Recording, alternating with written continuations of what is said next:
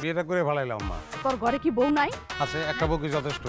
একটা বিবাহিত পুরুষ আমি কেন বিয়ে করব? আমার দাদাই করছে তার বিয়া, দাদার বাপে করছে। ছোট লোকের থাকবো একটা বউ, বড় লোকের একটা বউ থাকবো কেন?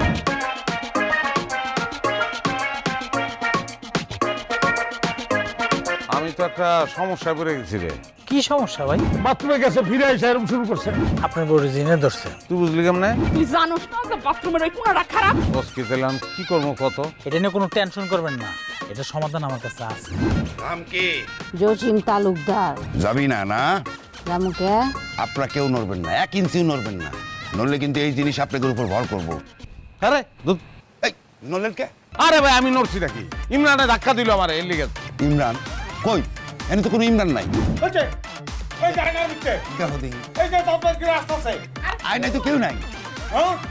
আয় আয় ইমরান রে, তুই তোর নিজের বউ কইতেছস, তোর সমস্যাটা কি? ইমরান কই তুই?